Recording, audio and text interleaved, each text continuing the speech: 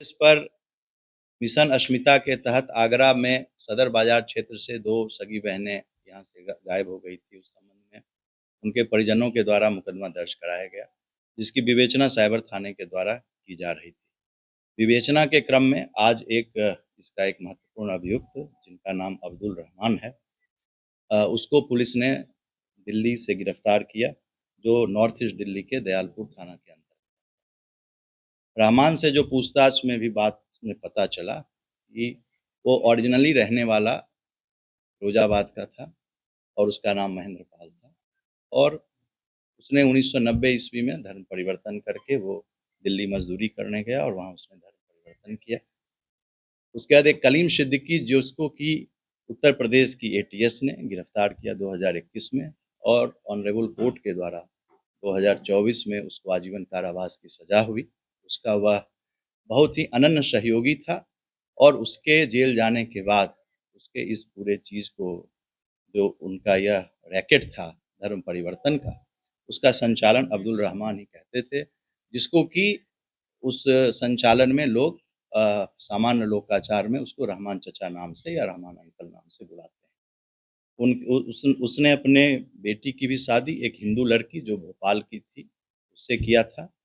और पुलिस ने जब उसके यहाँ भी हम लोगों ने जब उसको गिरफ्तार किया, तो एक और लड़की जो कि हरियाणा की थी, उसको भी पुलिस ने वहाँ से उसको भी रेस्क्यू किया।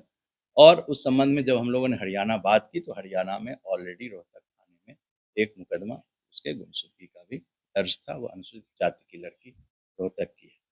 उसके पास से जो डॉक्यूमेंट्स मिले, जो यह साबित करते थे कि यह अनन्य सहयोगी जो कलीम, जिसे ऑनरेबल कोर्ट ने सजा दी उसको आजीवन कारावास की, उसका यह सहपाठी था। ये जो आप बुक देख रहे हैं, आपकी अमानत आपकी सेवा में, ये ग्लोबल पीस सेंटर की बुक है, और इसमें जो आप नाम देख रहे हैं अब्दुल रहमान, तीसरे नंबर पर ये नाम आप देख रहे हैं, तो लिखा मौलाना मोहम्मद कलीम सिद्दीकी ने।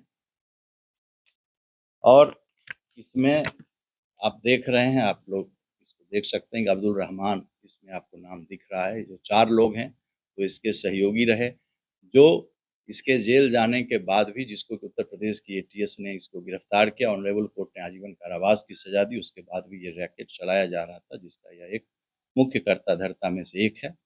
और जो गोवा से जो लड़की आयशा को पुलिस ने अरेस्ट किया, उसने भी अपने पूछताछ में अब्दुल चचा उर्फ अब्दुल रहमान का नाम बताया था, और जो अन्य दूसरे लोग थे उन्होंने भी पूछताछ में इसका नाम बताया।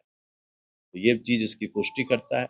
उसके घर से जो डॉक्यूमेंट्स प्राप्त हुए, जो किताबें प्राप्त हुई धर्म परिवर्तन की, उसमें एक ये किताब मिली, दूसरा जो मैंने आपको दिखाया, दूसरा ईश्वर और सृष्टि श्रेष्ठ कौन, तीसरा इस्लाम और बहुजन समाज, चौथा धर्म परिवर्तन कैसे करें, इसके क्या रूल हैं। इसके अलावा उसने बातचीत में 2 और किताबों का ज़िक्र किया, और उसमें उसने तुलना की कि क्या है धर्म परिवर्तन, क्यों करना चाहिए, इसके बारे में प्रचार-प्रसार। इस तरह से ये एक इम्पोर्टेंट कैच है हमारा। अब इसको हम लोगों के द्वारा भी गिरफ्तार किया गया, इसके बाद पूछताछ की जाएगी, ऑनरेबल कोर्ट में हम लोग पेश करेंगे इसको, और कोर्ट से हम लोग इसके लिए भी पुलिस कस्टडी रिमांड की कोर्ट से हम लोग डिमांड कहा कि अब्दुल रहमानी इस पूरे गैंग का मास्टरमाइंड गैंग का है। कि निश्चित रूप से अब्दुल रहमान इस धर्म परिवर्तन से जुड़ा हुआ जो यह गैंग है, उसका एक मुख्य कर्ता-धर्ता है। और जो मैंने आपसे कहा कि कलीम जो शाहीन बाग का रहने वाला था और जिसको उत्तर प्रदेश एटीएस ने अरेस्ट किया था, उसका यह अनन्य सहयोगी था, और जो कि इसके किताबों से और इसके प्रचार की जो सामग्री मिली, उससे स्पष्ट रूप से पता चला है। इससे अभी हम लोग सघन पूछताछ करेंगे, उसके बाद और भी चीज़ें जो हैं वो हम बताएँगे। सारे पत्रकार साथियों से मैं कहना चाहता हूँ कि प्रत्येक दिन अब हम 4 बजे शाम में, आप लोगों को कोई दिक्कत नहीं हो तो एक बुलेटिन, न्यूज़ बुलेटिन, हम इसके संबंध में जो भी जानकारी होगी इसके संबंध में हम लोग ऑडियो विजुअल दोनों रूप में, प्रेस नोट के रूप में भी बता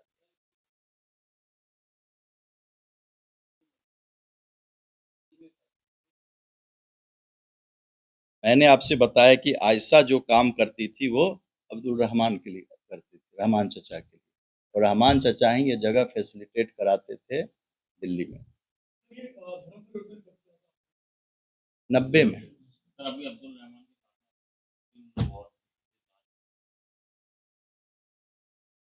मैंने ये नहीं कहा, मैंने तो ये कहा कि अब्दुल रहमान को पुलिस ने पकड़ा, उसके साथ तो सारे लोग उससे कनेक्टेड थे, आयशा उससे कनेक्टेड थी और लोग भी कनेक्टेड थे। उसके घर पर एक लड़की मिली, जो लड़की रोहतक की थी, जिस पर कि रोहतक जब पता किया गया तो रोहतक थाने में गुमशुदगी उसकी दर्ज हुई। टारगेट जो अब्दुल रहमान खुद भी था, इनका एक टारगेट रहता था कि जो भी टारगेट का इनका एक अलग ग्रुप रहता था और इसका मॉडस ऑपरेंडी तो हमारे इन्वेस्टिगेशन की चीज़ है, अभी उसको हम यहाँ पर बाद में बताएँगे। इनका क्लियर था, हिंदू या क्रिश्चियन किसी को भी इनका टारगेट ये रहता था कि धर्म परिवर्तन करके हमें उन लोगों को उम्मत में शामिल करना है। ये इनका एक एजेंडा था। उम्मत इलैबोरेट कर दीजिए कि क्या उम्मत होता है कि जो लोग बिलीवर होते हैं, जो लोग इस्लाम को मानते हैं, उनको उम्मत कहते हैं। जो लोग भी बिलीवर हैं, जो लोग इस्लाम को मानने वाले हैं। उसकी जितनी ज़्यादा संख्या हो, उसमें उनके नंबर्स बढ़ाने की। क्या ये मानते हैं कि उम्मत में शामिल करा करके जवाब मिलेगा? ये इनका इनकी आइडियोलॉजी है।